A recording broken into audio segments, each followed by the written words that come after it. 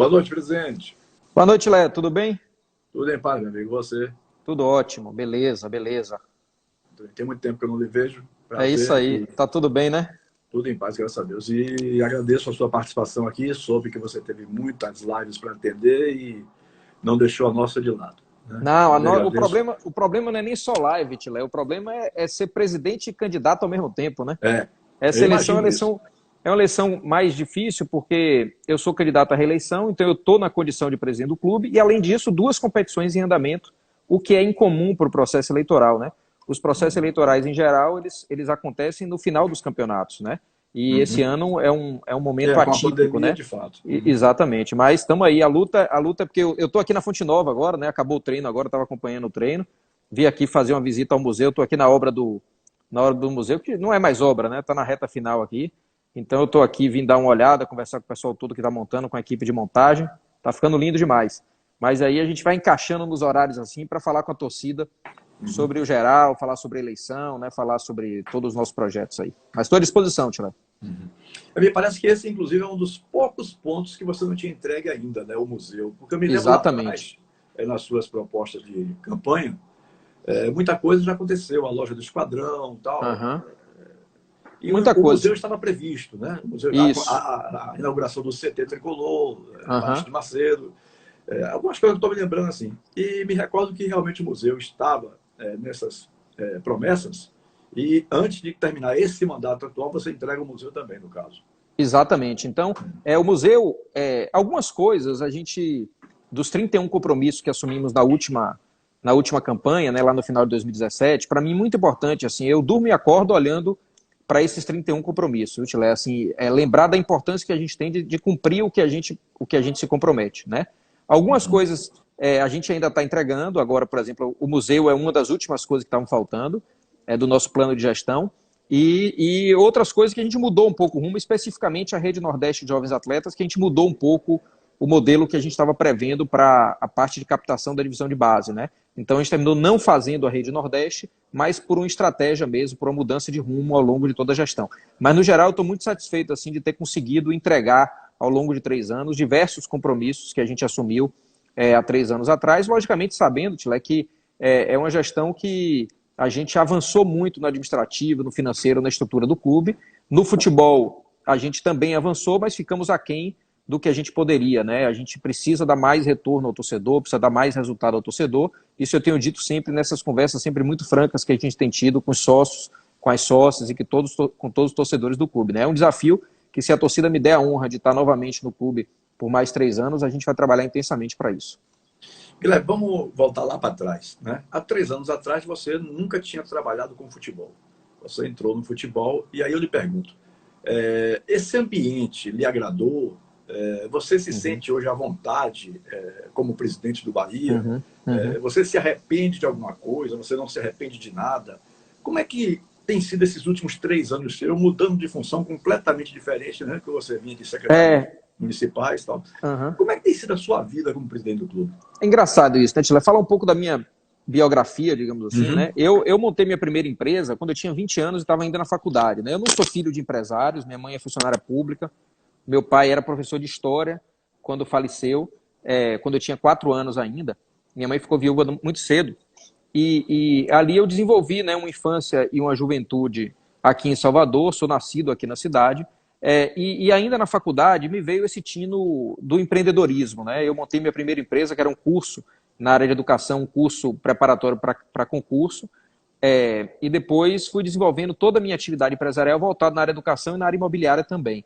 Então, assim, com 35 anos, quer dizer, 15 anos de carreira empresarial, eu fui convidado pelo prefeito para assumir uma secretaria que era de Cultura e Turismo, na Prefeitura de Salvador, e fui também secretário de Educação por 2 anos. Para mim, um desafio muito grande que eu tive, que foi melhorar a educação da cidade de Salvador. Nós melhoramos muito, né? Nós éramos a última capital no índice de educação infantil do Brasil, a última, Salvador era a última, e a gente pulou 9 posições, né, na minha gestão. Foi um resultado muito positivo, assim, eu me orgulho muito disso. E aí depois, 5 anos na gestão pública, eu me candidatei para o que eu chamo do maior desafio da minha vida, que é ser presidente do Bahia, né? E aí, indo para a sua pergunta, assim, eu hoje me sinto bem entrosado no mundo do futebol, né? Não só no dia a dia assim, do clube, né, do vestiário, de processos, né, que são inerentes ao futebol aqui no Bahia, mas também todo o trabalho que a gente conseguiu fazer no plano nacional, né, Tilé? Eu consegui, assim, ter uma participação muito grande na política do futebol nacional, né? Eu fui, em 2019, eleito membro da Comissão Nacional de Clubes, que é a CNC, explicar para o torcedor e para a torcedora o que é a CNC, né? A CNC é uma comissão que reúne os cinco presidentes representantes de clubes da Série A, 2 presidentes representantes de clubes da Série B, um da Série C e um da Série D. São 9 presidentes que representam os aproximadamente 100 clubes principais do futebol brasileiro. Então, 9 são escolhidos, né? Em 2019, eu fui escolhido, o Bahia foi escolhido e eu representando.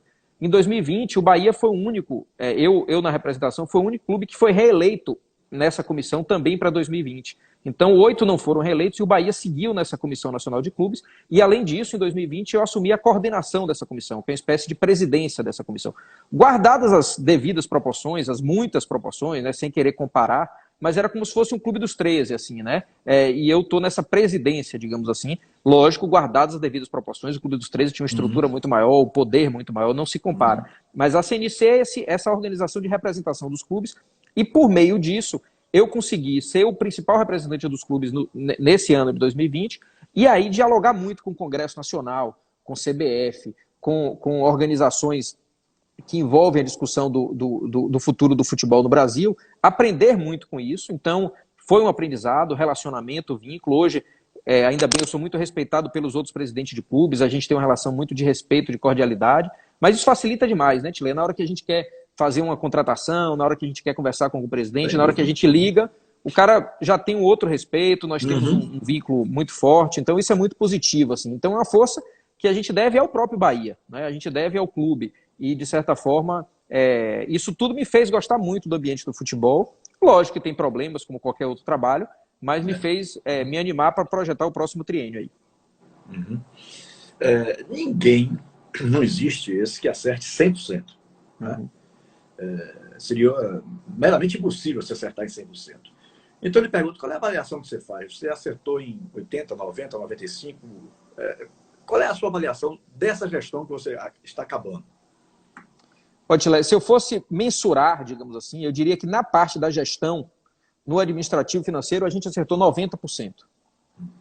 No futebol, apesar de eu defender que há uma evolução, e que a gente conseguiu trazer coisas para o clube que antes não eram normais, como, por exemplo, participar da Sul-Americana e para as quartas finais 2 vezes, né? Sendo que o Bahia nunca tinha chegado nas quartas de finais, né?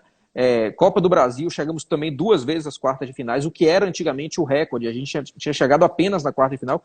Em 3 anos a gente chegou 2 vezes, né? Série A, por mais que o torcedor ache que é um desafio ainda pequeno, mas ficar no meio da tabela da Série A, sem ficar ali só na zona de rebaixamento, é um avanço que eu acho.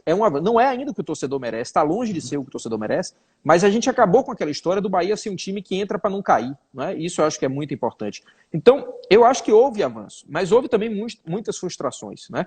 Se eu pudesse me dar uma nota no futebol, assim, hoje eu daria uma nota 6, perto do que a gente pode fazer ainda pelo futebol, né? Então, eu realmente acredito que a gente tem muito a fazer. Eu daria nota 9 na gestão e nota 6 no futebol, e entendo que a gente tem muito a crescer ainda, muito a desenvolver no futebol, e por isso que a gente propôs a renovação do mandato, justamente porque a gente já aprendeu nesses 3 anos, já aprendeu com os erros, e certamente nós vamos lutar para uma nota 9 nos próximos 3 anos, também no futebol.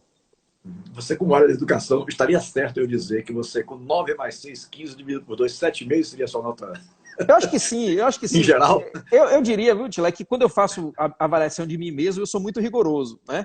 Mas eu acho que 7,5 não é uma nota ruim para quem é muito exigente consigo próprio, assim, né? Eu sou muito exigente comigo, né? Eu sempre busco a melhor nota possível.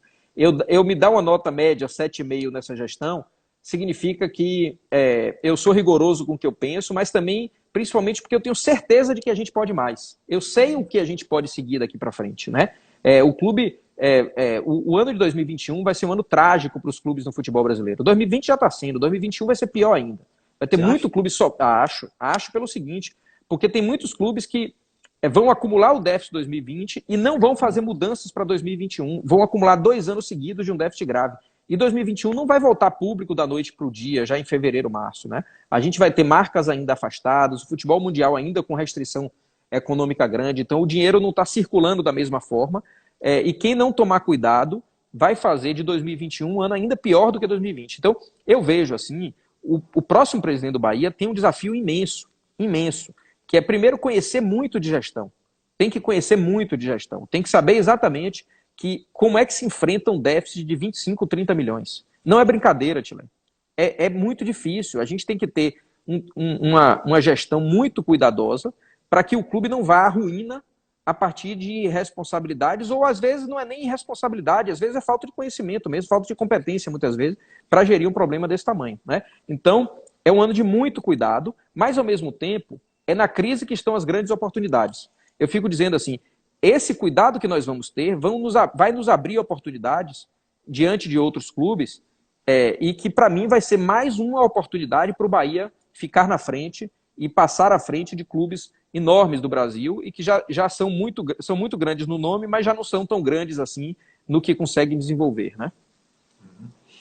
Ô, Guilherme, uma das maiores críticas assim que têm sido feitas à sua gestão é justamente o trabalho de Diego Serri. Né? Muita gente mesmo critica a permanência de Diego Serri. O que é que Diego Serri tem, assim, só você que conhece ele profundamente pode fazer uma avaliação dessa, que lhe garante que você está certo na permanência dele como gestor de futebol do Bahia? Bom, primeiro que eu não falei nada, hora nenhuma, da permanência dele daqui para frente, né, Tilé? É uma coisa que eu vou falar depois da eleição sobre isso, né? É um tema que eu não estou tratando em respeito aos profissionais do clube. Eu não vou falar de contratação, de vinda de profissionais, de nada disso, porque a partir do momento que eu digo que o Bahia vai precisar, por exemplo, de um novo supervisor, hipoteticamente, estou só dando um exemplo, não é isso, mas só para dar um exemplo, a partir do momento que eu digo que o Bahia vai precisar de um novo supervisor, e nós temos um supervisor na casa, ele começa a ficar, né, sem vontade de trabalhar, sem dedicação ao trabalho, se sentindo injustiçado. O momento de fazer mudança é chegar e fazer a mudança, e não dizer que vai fazer mudança em relação a pessoas, né? Mas veja, eu vou dar um depoimento muito claro, assim, eu não concordo com a visão de que Diego Serri é responsável por todo o mal que acontece no Bahia. O mesmo Diego Serri que contratou Guilherme, que contratou jogadores que não deram resultado, contratou Ezequiel, é o Diego Serri que contratou Gilberto, que contratou Artuzinho, que contratou Gregory, que contratou Zé Rafael. O futebol tem circunstâncias, tem variáveis que são muito difíceis de serem mensuradas, né? Não dá para acertar sempre. O que acontece é que a gente tem que medir entre acertos e erros. Eu acho que realmente está na hora de uma mudança grande na diretoria de futebol. E repito, aqui eu não vou falar de nomes, certo, Chile? Mas eu acho que a gente deveria ter avançado mais do que nós avançamos. Eu não tenho nenhuma dúvida disso, eu falo isso muito francamente. Mas não coloco isso na conta exclusiva de Diego Serri. Até porque, Chile, você conhece de futebol, você sabe a realidade, e aí você me diz o seguinte, quantos diretores de futebol do Brasil a gente olha e falava assim, eu queria esse cara no Bahia? Eu não estou falando de centroavante, não estou falando de zagueiros, eu estou falando de diretor de futebol. Quantos a gente olha... Tem um detalhe aí também que tem que levar em consideração. Será que esses viriam pelo salário que o Bahia pode pagar? Claro, eu nem vejo isso, São profissionais também, da bola, claro, nem vejo também isso. Mas o Bahia tem conseguido atrair os melhores profissionais do Brasil. A presença de Mano Menezes aqui é um exemplo disso. Mas eu nem chego nesse ponto. É o seguinte, esses caras são referências no Brasil. Quais são eles?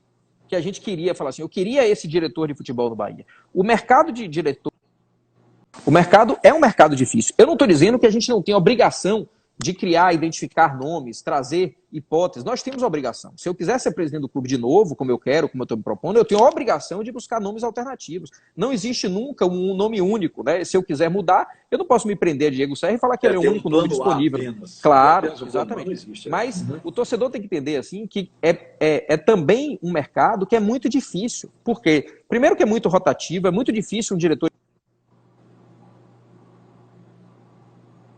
ficar 2, 3 anos seguidos no clube, justamente pelo desgaste que a profissão traz, né? Mas eu tenho consciência plena de que está na hora de uma mudança de ciclo, está na hora de uma mudança de ciclo da estrutura atual do futebol do Bahia. Você já teve alguma conversa em particular sobre isso aí com o próprio Diego? Claro, demais. Demais, bastante. Sendo muito franco com você, eu estou achando que você está deixando a entender que Diego não vai continuar. Aí eu pergunto não, interpreto, eu conhecendo um pouquinho do futebol. Amanhã eu faço 44 anos de comunicação. Eu comecei na Rádio Cultura da Bahia em 9 de dezembro de 1976. Né? Então, me julgo não melhor do que ninguém, mas um pouquinho inteligente. Então, quando você faz uma dissertação desse tipo aí, eu acho que você já deixa entender, e o torcedor que está nos vendo, a perceber que haverá mudanças. Que isso já é uma coisa que está na sua cabeça. Há mudanças no futebol do clube. Ô, Tilé, o que eu vou fazer se for reeleito, está tudo na minha cabeça. Eu não tenho nenhuma dúvida do que eu vou fazer. Certo? E essa mudança, ela começa no dia seguinte à eleição. Eu apenas entendo que é uma renovação de poder, né? do isso, cargo. Exatamente. Eu apenas entendo que eu preciso esperar o resultado da eleição para promover as mudanças. Não é razoável nem é justo que eu faça nenhuma mudança antes do resultado da eleição, até porque eu preciso ganhar a eleição. Se eu não ganhar a eleição, o outro candidato é que vai tomar as decisões que ele entender como cabíveis. Mas eu ganhando a eleição, o que eu vou fazer está tudo na minha cabeça já. Bom, sobre futebol, por exemplo, eu acho que você deixou eu entender tudo aí. Né? Bom, pelo menos eu estou interpretando dessa forma. Você deixou eu entender que haverá mudanças, que ainda não tem nomes, talvez esteja até trabalhando esse nome nos bastidores, mas vai esperar a primeira confirmação das urnas, digamos assim, né, para que possa fazer os anúncios que você pretende fazer para o futebol em 2021. Né? E essa mudança que você se referiu, se refere também a elenco? Teremos muitas mudanças com relação ao elenco? Porque hoje, por exemplo, eu gosto de fazer perguntas de pessoas que eu conheço, que sei da seriedade. Um músico, meu amigo, Carlinhos Bernas, que é professor de música da Universidade Federal da Bahia, ele estava me perguntando, poxa, por que o Bahia não contrata jogadores de peso? Eu nem respondi nada para ele. Apenas estava por que o Bahia não contrata jogadores de peso? Por que o Bahia... Quando é que o Guilherme vai pensar em trazer jogadores de renomados e de peso para o nosso clube? Aí eu acho que passa por uma série de coisas. Eu queria que você fizesse um comentário a respeito dessa declaração. Veja, Tilé, como cada declaração, cada cabeça é um mundo, né? Como Sim. A gente disse, né? Ainda mais na bola. Quando a pessoa fala assim, precisa de contratações de peso, do outro lado tem um monte de gente falando no meu ouvido, eu quero jogador jovem, eu quero jogador de barriga vazia, eu quero... Enfim, cada um tem uma visão sobre futebol, né? A grande beleza e o grande problema do futebol é justamente que não é uma ciência exata. Não tem modelo único para você montar um bom time. Para mim está muito claro que não existe um único perfil de jogador a ser contratado para o clube. Nós vamos precisar sempre montar um elenco que tem jovens, e aqui eu vou citar jovens como Fecim, como Alisson, como Gabriel Novaes, que chegou agora, né? Ou como Edson e Ramon, que são muito jovens e tem pouca participação na Série A, e essa participação está sendo de responsabilidade do Bahia lançar esses jogadores na Série A, né? Por outro lado, jogadores de idades mais intermediárias e com algum nível de experiência, mas ainda, digamos assim, com algo a conquistar, né, significativo. Eu vou dar o exemplo aqui, por exemplo, Juninho Capixaba, apesar de jovem, já tem vivência no Corinthians, no Grêmio, a própria vivência dele aqui no Bahia, né? Ou o Gregory, né, um jogador de 26 anos, meia idade, digamos assim, para o futebol, mas com experiência também muito positiva. Então, esse, digamos assim, é o segundo perfil de jogador. E o terceiro são jogadores que tenham a experiência como grande valor, né? Aqui eu trago o exemplo de Gilberto, de Lucas Fonseca, por exemplo, que são jogadores que têm liderança em campo, têm experiência, nos momentos mais difíceis sabem acalmar um time, sabem tornar um time mais cuidadoso, sabem ter uma liderança, conseguem ter uma liderança dentro do grupo, né? E, de certa forma, são 3 tipos de jogador que a gente vai querer ver no Bahia. O grande problema, o grande calo que eu tenho enfrentado como crítica na minha gestão é que esse terceiro tipo de jogador, quando chega, alguns deles chegam um pouco de barriga cheia, né? E não digamos assim, conseguem, digamos assim, jogar no nível que a gente precisa, e mesmo outros, também de idade intermediária, às vezes a gente contrata esperando uma coisa e vem outra coisa, né? A gente contrata esperando o que ele fez nas 2, 3 últimas temporadas em outros clubes, mas chega aqui e ele não performa. Por outro lado, a gente também consegue trazer jogadores que as pessoas entendiam que talvez não conseguisse performar aqui. Elber, por exemplo, quando chegou do Cruzeiro, no primeiro ano, nós compramos Elber por R$500 mil. No começo, o Elber sofreu muito no Bahia. Sofreu muito, era muito perseguido pela torcida. Então, assim, depois ele se transformou num jogador com um diferencial um pouco maior e conseguir colaborar mais com o time, né? Então, só para dar exemplos assim de como eu não acredito na lógica de que o Bahia precisa de um perfil específico de jogador. Eu acredito na construção de um elenco que tenha diversidade, mas principalmente, que é o que a gente vai ter que cada vez mais colocar, jogadores que entendam que o Bahia é um lugar que ele possa mais, que ele possa sair daqui no dia que ele quiser sair para algo maior sob o ponto de vista financeiro para a família dele, seja lá como for. Né? Eu acho que todas as vezes que a gente abriu mão um pouco e fez concessões para trazer jogadores que não viam no Bahia um clube para ele ter ganhos e sim só passagem, a gente se deu mal. Então esse é um aprendizado grande que eu vivi. É claro que você pode comparar futebol profissional com futebol de base. Mas também houve alguns erros na base, né? Você também pretende fazer essa mudança que você anunciou no futebol do clube também na base, presidente? Aí, Tile, veja, na base eu tenho uma visão um pouco diferente do que eu vejo no profissional. No profissional, as mudanças vão ter que ser muito significativas. Na base, a gente fez correções já ao longo da gestão.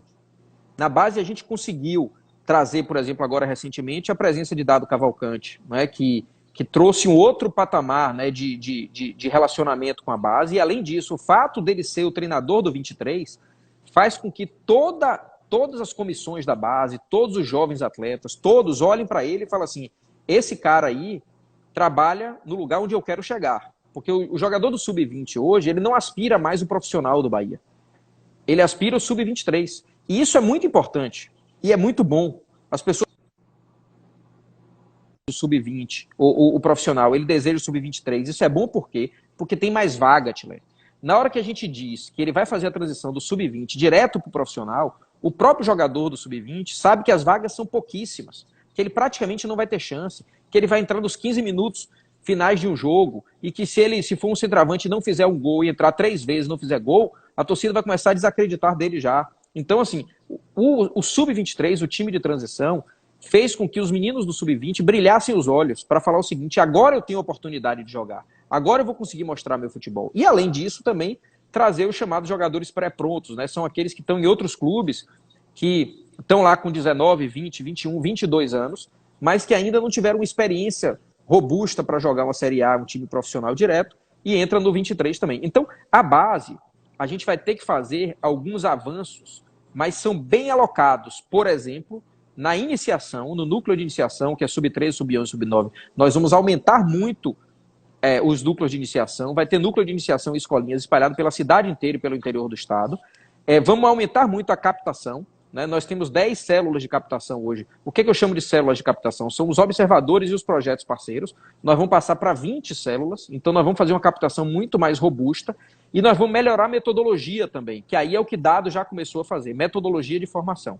Além disso, uma outra coisa que a gente vai fazer é seguir com a parceria com a consultoria da Double Pass, que é a empresa belga, que reestruturou a base de vários países da Europa, inclusive da Alemanha, que fez a Alemanha uma divisão de base vencedora e, posteriormente, a renovação da seleção alemã. A Double Pass, que é essa consultoria belga, fez isso tudo na Europa, a gente contratou. 3 clubes trabalham com essa consultoria no Brasil, o Inter, o Flamengo e agora o Bahia. Esse também é um outro passo que a gente vai fazer na base. Mas diferente do profissional, só para concluir, que vai precisar de uma mudança mais radical, a base, eu acho que a gente tem que aprofundar coisas que a gente já vem fazendo. O que eu acho assim da base, pelo que eu vejo, hoje eu não tenho mais aquela participação tão ativa, eu não sou mais um profissional de rádio, né? Então não preciso correr atrás de notícias, eu faço aqui as minhas lives, é uma coisa minha, um produto meu. Então é diferente da época que eu tinha que correr atrás de informações. E as lives não tem necessidade nenhuma de furo, de notícia de primeira mão, nada disso. É a vida do entrevistado, é o que o entrevistado está se propondo a fazer, como é o caso do Guilherme, que é candidato à reeleição e tal. Mas eu acho que o que aconteceu muito na base foi assim, muitas mudanças no comando. Salvo engano, foram umas 3 ou 4. Né? Foram 3 mudanças, na verdade. Nós estamos na quarta pessoa na base. Isso. Né? Então, para um período de 3 anos. Né? Isso. Então, mudou demais. É muito. Então, concordo. eu acho que esse aí foi o problema maior da base. Né? E assim, o Bahia deixou de dar oportunidades maiores a profissionais da terra. Agora tem alguns lá, por exemplo, Paulo Isidoro, me parece. Isso, Paulo Isidoro. Desculpe, com certeza, Paulo Isidoro, tem G. Anderson. Geantas foi uma coisa, uma opinião pessoal. Geantas foi campeão baiano do Sub-17 com o Jacuipense e, para mim, seria o técnico do Sub-17 do Bahia. Levaram ele para ser auxiliar técnico. Não entendi, sinceramente. Geantas é um dos mais preparados profissionais dessa nova geração. Mas o Bahia, por exemplo, antes dava muita chance ao pessoal da casa, Aldo França, Luciano Reis, para lembrar assim, alguns nomes rapidamente. E o Bahia deixou de fazer isso nas principais funções da base. Por quê, presidente? Por que o Bahia está enxergando mais competência no pessoal de fora do que daqueles que tem aqui, que sempre foram grandes reveladores? O maior deles, claro, é o Nilton Mota, mas estou falando de Mota no Bahia. Estou falando assim, por que o profissional da terra ficou, digamos, em segundo plano com relação aos profissionais que veja, estão de fora? Eu vou primeiro falar um pouco das mudanças, das lideranças da base, né? Nós começamos com Marcelo Lima, logo no comecinho da minha gestão. Marcelo Lima ficou 40 dias ou 50 dias, ele já veio da gestão anterior, não é? Isso. E eu queria ficar com Marcelo Lima, mas com 40 dias ou 50 ele recebeu uma proposta do grupo chinês e terminou que ele não iniciou, praticamente eu diria que ele não iniciou o trabalho da minha gestão, né? Esse daí, formalmente está ali, ele participou da minha gestão, mas eu não vou contabilizar, não é? Porque ele saiu logo no começo. E depois nós contratamos Marcelo Vilhena, que ficou por 2 anos, então ele ficou um período longo na nossa gestão, não é? Não foi uma passagem temporária, então foi de fato a pessoa que a gente contratou para ficar por um período dos 3 anos. Ao final do 2º ano, a gente entendeu que pelo perfil do que ele estava desenvolvendo, o trabalho dele estava fechando um ciclo. E a gente precisava de alguém com outro perfil e trouxemos Robertinho, lá da Ferroviária, um profissional de altíssimo nível, que também com 4 ou 5 meses aqui, parece que o Bahia é uma boa vitrine, porque com 4 ou 5 meses aqui, Robertinho também recebeu uma proposta de um grupo chinês, era outro grupo chinês, e foi morar na China. Essas propostas não há como se cobrir. Irrecusáveis, né, Chile? Irrecusáveis. Então, a única mudança que nós fizemos por convicção foi a saída de Marcelo Vilhena, porque a gente entendeu que o perfil, apesar dele ter feito um bom trabalho nos 2 anos, o perfil dele era um perfil um pouco mais, digamos assim, um pouco mais acadêmico, né? Não tem desmerecimento nenhum nisso, mas era um pouco mais acadêmico e eu queria um cara mais pé no chão, no sentido assim, mais de comer poeira, digamos assim, né? E aí, com a saída de Robertinho, nós tomamos uma decisão que aí já parto para a segunda questão do que você falou de profissionais da base, que é de construir um modelo em que o sistema, o modelo seja mais importante do que necessariamente a pessoa que está ocupando aquilo. Não é que as pessoas não sejam importantes, muito pelo contrário, a pessoa tem um papel fundamental, mas a gente tem que construir um modelo de gestão que não dependa exclusivamente da pessoa A, B ou C. E aí trazendo o exemplo de Mota, né? Que lá em 94, salvo engano, não foi aquele ano em que Mota foi para o Vitória e levou lá, salvo engano, 60 jogadores do Bahia. Né? Não foi tudo isso não, presidente. Eu soube que foram quantos, mais ou menos? Acho que foram uns 20, mais ou menos. Eu soube... Foi no início dos anos 90, 94 não, ele já estava fora do Bahia. 92 ou 93, então. 92 ou 93. Um pouquinho antes, talvez.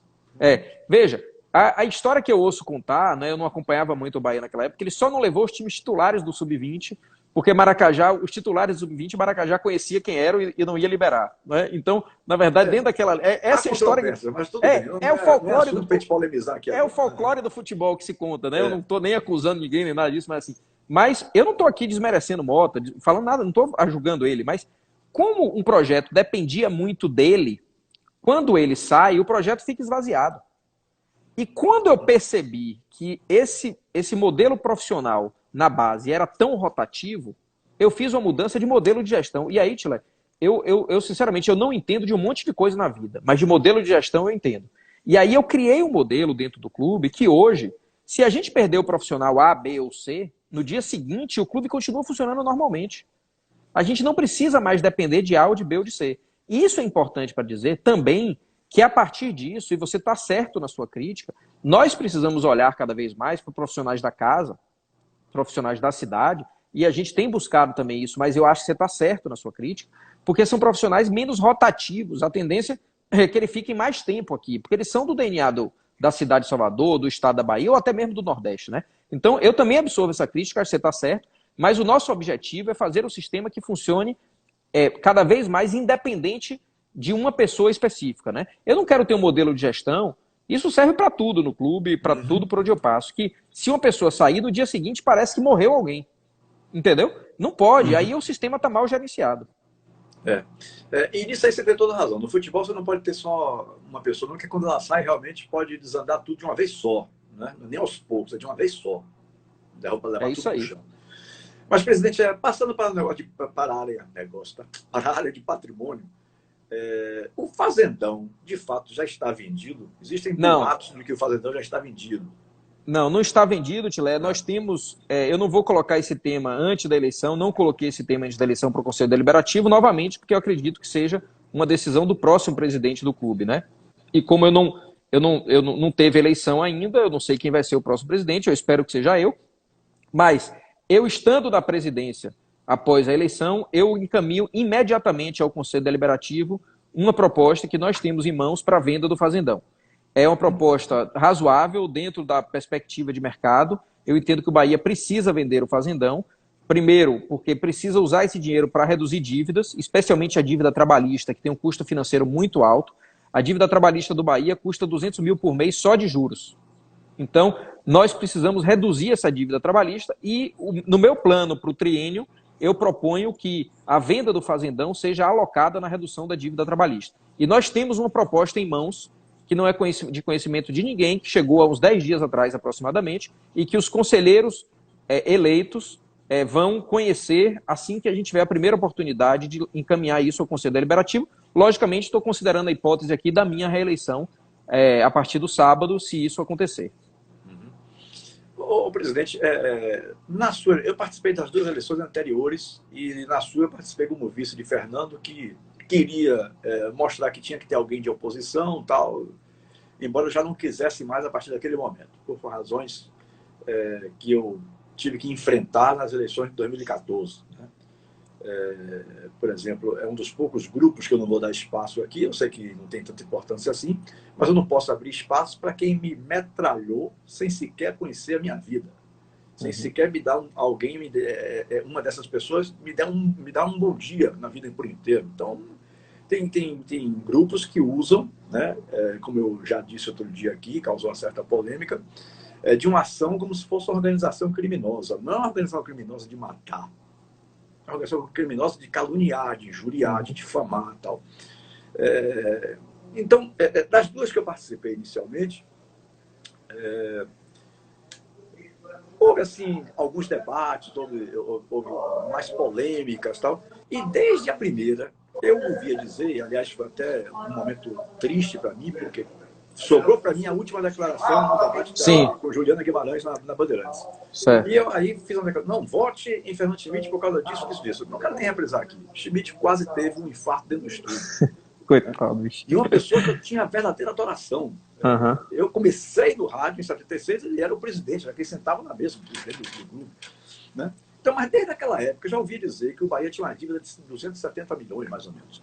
Aí veio a gestão de Marcelo Santana, comecei a ouvir dizer que o Bahia tinha pago 80, 100 milhões do passado, das trevas e coisa e tal. E aí você assume, esteve comigo no Papo Contilé da Rádio Metrópole, né? E tinha acabado de fazer uma postagem no Twitter, eu não tenho Twitter, eu tenho só Instagram e Facebook. Fez uma postagem no Twitter dizendo que o Bahia precisava dos seus sócios. Se eu estiver errado aqui, me corrija, fique à vontade, eu não tenho esse problema não. Certo. Que o Bahia precisava dos seus sócios, que o Bahia ainda tinha uma dívida de 200 milhões. Quer dizer, o Bahia paga e continua devendo tanto assim. É isso mesmo, Tilé. Por quê? Porque tem uma coisa que chama juros da dívida, Tilé. Eu vou te falar assim, primeiro, que na nossa gestão, apesar de nós pagarmos muita dívida, nós internalizamos, aí é só uma questão contábil, não é uma nova dívida, né? Quando o Bahia fez o contrato com a Turner em 2016, o Bahia recebeu 40 milhões de luvas, e naquela época as normas contábeis não exigiam que essas luvas, como elas são decorrentes, como elas são relativas de um contrato de 5 anos, que vai de 2019 a 2024, né? 2019, são 6 anos, de 2019 a 2024, essas luvas, elas não precisavam ser contabilizadas na época como dívida. Depois veio uma mudança da norma contábil que exigiu que esses 40 milhões que o Bahia recebeu lá fossem contabilizados como dívida, e a cada ano que o contrato fosse passando, ia se reduzindo essa contabilização. Não é que o Bahia tem que pagar isso de jeito nenhum, mas era 40 milhões no primeiro ano, no segundo vai para 35, no segundo vai para 30 e assim vai baixando sucessivamente. É só uma norma contábil. Foi isso a única coisa que acrescentamos para cumprir regras contábeis e o Bahia não ter Oi, desculpa, Oi, cortou pronto, aqui, agora. terminou entrando uma ligação aqui. Então, fora isso, o grande peso da dívida do Bahia se chama juros, foi o que eu falei ali no começo. Você veja que a gente paga ali, talvez, por ano, em torno de 15 milhões de reais de gestão, da administração da dívida, uma parte grande disso é só juros. Significa que você Nossa. paga e a dívida continua do mesmo tamanho.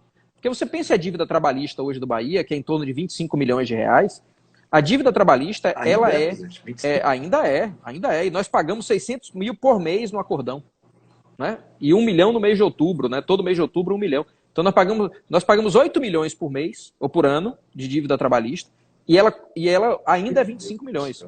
É uma loucura, o que se fez com esse clube até 2013 foi uma irresponsabilidade. Mas onde é que eu quero chegar? Assim, você pensa que a dívida trabalhista, que é de 25 milhões, ela é atualizada todo mês ele é atualizado em 1%. Então, hoje é 25 milhões, no mês que vem é 25 milhões e 250 mil. No outro mês é 25 milhões e 500 mil. No outro mês, 25 milhões e 750 mil. Se a gente quase não paga, né? é quase impagável. Então, assim, essa gestão da dívida é um cuidado muito grande, né? Por isso que a gente, desses 15 milhões, mais ou menos, que a gente paga por ano, estou dando número geral aqui, uma parte é só juros, então não diminui o valor de 200 milhões, e a outra parte, que é o chamado pagamento do valor principal, ele vai abatendo e reduzindo a dívida. É uma luta muito grande, Tilé. Destruir um clube é muito rápido. Reconstruir demora demais. E é essa situação que eu falo, assim, e eu vejo que eu sou um cara, e você me conhece, assim, a gente participou de debates eleitorais, competimos juntos, assim, eu sou um cara muito aberto à crítica, né? Eu sou um cara muito aberto. Primeiro que eu acho que as pessoas têm diferentes visões sobre as coisas, e nem todo mundo é dono da razão, certo? Por isso que eu sou aberto à crítica. Porque, primeiro que a pessoa pode ter uma visão diferente de mim, nem ela está errada, nem eu estou errado, e além disso, às vezes eu posso estar errado, né? Então, isso eu tenho que me abrir para a discussão. Mas tem uma coisa que eu acho que tem que tomar muito cuidado, assim, e repito, isso não tira em nada a razão do torcedor, a insatisfação do torcedor com determinados momentos do nosso futebol. Mas tem uma coisa que a gente tem que tomar cuidado, que muita gestão ruim, ela tapeia o torcedor com bons títulos, com grandes títulos. Eu vou dar o exemplo do Cruzeiro aqui, né? É muito mais fácil você fazer uma gestão horrível, uma gestão irresponsável e ganhar títulos. O difícil mesmo é fazer uma boa gestão e ganhar títulos. É isso que é difícil. E nós estamos fazendo uma boa gestão e estamos cientes, assim, e na nossa análise, a fase seguinte do Bahia é uma fase de título, né? Isso não quer dizer que eu não veja erros nessa fase atual que a gente viveu e que a gente poderia sim ter conquistado mais títulos atualmente. Mas eu tenho certeza que o futuro vai ser muito promissor para nós. O presidente, o próprio Carlinhos Berger, o nome que eu citei anteriormente, aí, sim, o professor músico, gente muito fina, professor de música da Universidade Federal, ele me perguntou, me pediu que lhe perguntasse sobre o seguinte: o Bahia ainda pensa em Pituaçu? O Bahia ainda passa pela cabeça do presidente alguma negociação que envolva o Bahia tome Pituaçu para si, ou pelo menos voltar a jogar em Pituaçu? Porque ele fala, e aí eu não posso dizer nada de a favor ou contra, ele fala, porque eu não vou à Fonte Nova, Arena Fonte Nova, desde o último jogo de Jean, foi dezembro de 2017. Eu já não vou a jogo há uns 3 anos, aqui em Salvador. Então, ele fala que a Arena dá um tratamento pífio ao torcedor do Bahia, que a Arena não tem o respeito que o torcedor do Bahia, o sócio do Bahia, merecia ter. E por que não voltar a jogar basicamente Pituaçu? Isso é uma coisa praticamente impossível, porque o governo do Estado também tem interesse que a Arena Fonte Nova seja mantida em funcionamento. Afinal de contas, se investiu muito para a Copa do Mundo, né? Mas o Bahia passa pela sua cabeça alguma coisa? Veja, Tilé. Primeiro dizer assim, que o torcedor do Bahia, apesar das divergências com consórcios, vem melhorando muito, né? Foi um desafio grande da minha gestão. A gente tem tido cada vez mais uma conexão com a Fonte Nova e que o torcedor se sente cada vez mais parte da Arena. Não estou dizendo que não tem problema sim. Mas isso vem sendo reduzido com o passar do tempo. A gente vem identificando os problemas, conversando, e se tem uma coisa que eu posso dizer é que o consórcio atual gestor da Arena quer acertar. Mesmo quando erra querendo acertar. Isso é muito importante, né? Então, eu vejo a Fonte Nova como a casa do Bahia. Aqui é onde está a nossa história. Eu falo aqui porque eu estou na Fonte Nova agora. Como eu falei, para quem falou depois, eu assisti o treino, conversei com os atletas, fiz uma reunião geral, conversei com o treinador e depois vim ver aqui a obra do museu onde eu estou agora, né? O museu está sendo finalizado agora. Então, assim, aqui a Fonte Nova é a casa do nosso Bahia. É por isso que a gente está instalando o museu aqui, né? É por isso que a segunda fase do museu, ainda nesse triênio que eu espero estar à frente do clube, vai transformar o museu num grande centro turístico da Bahia com referência internacional. Eu tenho certeza disso. O que a gente está mostrando aqui na primeira fase vai ser muito ampliado e a gente vai conseguir projetar uma coisa realmente grandiosa para que qualquer visitante de Salvador consiga vir ao museu para conhecer o Bahia e a Bahia. A leitura, você está vendo aqui na foto atrás de mim, Tila, eu vou chegar aqui, esse tipo de coisa que a gente vai mostrar no museu, só para dar um exemplo de uma foto, né? De como a Bahia é bem mostrada por meio do Bahia, né? Como a gente vai conseguir... Por que eu estou dizendo isso? Porque para mim a Arena Fonte Nova é a casa do Bahia. Agora, eu vejo o Pituaçu como um equipamento estratégico para o futuro do clube? Sim. Sim. Vejo e nos interessa. Por quê? Porque primeiro que eu acho que a gente tem como construir um modelo em Pituaçu de arena multiuso, de fato, que faça muita festa, não tem muita residência ao redor de Pituaçu, é um local estratégico, beira da paralela. A gente tem como, por meio de, lógico, respeitando poluição sonora e tudo, transformar aquilo num grande centro multiuso, e que ainda sirva para jogos secundários do clube, né, jogos que não precisem ser realizados na Fonte Nova, e além disso como um campo de treino urbano, um campo de treino mais concentrado, um campo de treino que, por exemplo, se a gente vai viajar 2 horas da tarde para o jogo no Rio de Janeiro e a gente quer treinar de manhã, hoje a gente tem que treinar no CT distante do aeroporto. A gente poderia treinar em Pituaçu, a gente faz isso de vez em quando hoje, e se desloca já para o aeroporto. Enfim, eu não vejo o Pituaçu como o estádio principal do Bahia, mas vejo como um equipamento estratégico e se em algum momento o governo do estado for direcionar Pituaçu para uma licitação, para uma concessão, ou mesmo para algum tipo de negociação, o Bahia vai estar na fila, porque eu vejo como um equipamento estratégico se eu for presidente do clube naturalmente.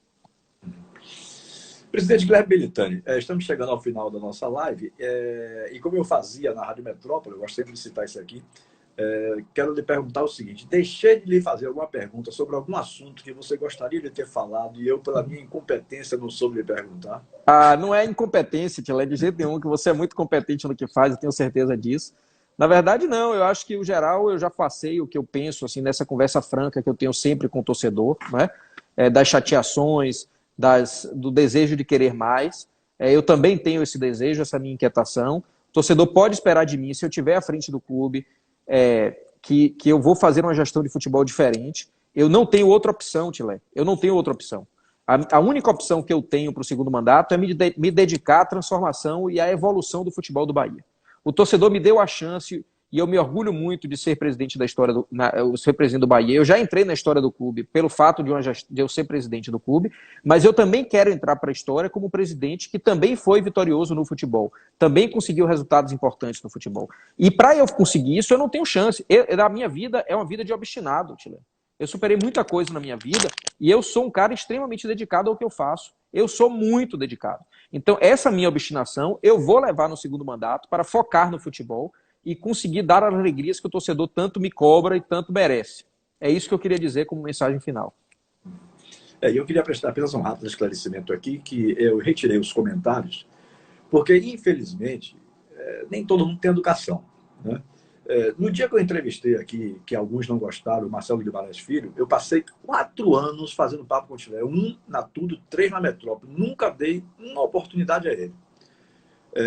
Por entender que houve equívocos realmente, coisas que prejudicaram o clube e tal. Mas aí me pediu, alguém me sugeriu, e eu consultei, ele quis fazer uma live comigo, né? E aí eu soube que estava sendo trabalhado por diversos grupos, uma invasão na live para esculhambar o ex-presidente Marcelo Guimarães Filho. Eu jamais, seja Marcelo Guimarães Filho ou qualquer outra pessoa que alguém não goste, ainda mais com quem eu gosto, eu jamais deixaria que um convidado meu passasse por algum tipo de constrangimento. Eu não posso convidar uma pessoa, o sujeito diz assim: aperte Guilherme, bata Guilherme. Gente, eu não sei fazer jornalismo dessa forma. Sabe? Eu acho que eu tenho inteligência suficiente, modéstia à parte, para saber perguntar sem precisar agredir ninguém. Tá? Então, eu não posso fazer um convidado meu, de hipótese alguma, eu não me sentiria bem passar por algum tipo de constrangimento. Então, eu sei que quando a eleição vai se aproximando, essa coisa vai ficando meio raivosa, tá? Eu aí retirei os comentários aqui, tá? Para esperar que Guilherme dissertasse da maneira como ele queria. Eu jamais até falei isso ontem aqui com o Lucas de Túlio, do Independente Tricolor, que eu estou ouvindo todos os grupos, ou pelo menos grande parte deles. Eu jamais contesto uma opinião de um convidado meu. Gente, eu ouço algumas emissoras de rádio convidando ouvintes para entrar no ar, e quando o cara dá uma opinião, bestalhado, saia daí, quem começa a fiar? Ô Tilé, alguém para entrar. Infelizmente, veja que você agride a pessoa. Veja que eu sou um presidente que sei tomar porrada, não tem problema nenhum. Eu sou casca grossa. Eu sou casca grossa, incomoda, é chato, principalmente quando é injusto. Não, mas aí a questão não é sua, presidente. Não, eu sei disso. Eu sei tomar porrada. Não, eu passo por algum tipo de mas o que eu ia dizer é que, infelizmente, as redes sociais, às vezes, fazem com que as pessoas, como não estão próximas, né, não estão na cara, se permitam coisas que são muito agressivas, né? Não é legal, de fato. Exatamente. Mas eu sei tomar porrada. Agora, naturalmente, a gente vê nas redes sociais o comportamento que não é da maioria, mas infelizmente a minoria, às vezes, do ódio, né? Muito ligada ao ódio, muito ligada à intolerância, aparece demais. Mas da minha parte eu também sou muito casca grossa, viu, Tilé? Eu já aprendi a tomar. Mas como eu disse, na verdade o problema não estava em Guilherme, o problema está em mim, em não me sentir bem que um convidado meu passe por algum tipo de dissabor. Papo bom com você, assim, mesmo que não seja pessoalmente, né? E dizer que para mim é uma satisfação grande. Pedir o voto, naturalmente, ao torcedor, né? No sábado, o voto no 31, né? Guilherme Belintani e Vitor. Ok. Bom, estamos encerrando a live com o presidente Guilherme Belintani, que é candidato à reeleição no Esporte Clube Bahia. Eu vou fazer um pequeno intervalo, porque eu vou já adicionar essa live ao nosso IGTV do Instagram. Caiu. Oi, Guilherme. Oi. Caiu. Entrou uma ligação aqui. Então é isso. Agradecer, pedir para votar o 31 por um clube ainda maior, mais forte, um Bahia cada vez mais unido. Eu acho que é uma grande dimensão que a gente tem para os próximos 3 anos. Beleza, presidente? Tilé, só dar uma palhinha aqui do museu, ó. Aqui é só. Sim, mostra aí, por favor. A parede de entrada, certo? Aqui é só a parede da entrada do museu. Todo mundo que chegar vai ser recebido dessa forma. Aqui a recepção. Aqui, quando é que vai ter a inauguração, presidente? Assim que a gente puder, Tilé. Se eu estiver à frente do clube, nos 90 anos aí, aqui, só o tipo de coisa que vai ter, né? Muita interatividade, muita coisa aí de vídeos. Só uma palhinha aqui que eu queria mostrar. A Comissão Eleitoral entendeu que a inauguração não devia ser feita agora, por questão de preservação do calendário de campanha, mas a ideia é, ali na proximidade do aniversário dos nossos 90 anos, no dia 1º de janeiro, a gente fazer a inauguração do museu, trazendo aqui os conselheiros, diversos representantes, e na sequência logo, lembrando que o sócio que ficou até hoje em dia, né, o sócio no programa Juntos Venceremos, terá 30 dias aí gratuito de visita ao museu. Vamos planejar essas visitas para não ter aglomeração nem nada, mas vai ser muito legal, assim, é uma coisa que vai orgulhar demais. Tá muito lindo, viu, Tilé? Muito lindo. Muitas camisas históricas, muita coisa de objetos históricos, fotografia. Realmente a memória do Bahia preservada, os troféus recuperados, né? Recuperamos os troféus todos, os troféus que estavam muito ruins. Então, assim, a memória da gente está aqui, o torcedor vai se orgulhar demais desse museu, eu tenho certeza. Ok, Guilherme. Muito obrigado, viu, querido? Boa noite para você. E sucesso aí nas eleições no próximo sábado. Valeu. Obrigado, Tilé. Um abraço a todos aí. Bora, Bahia. Valeu.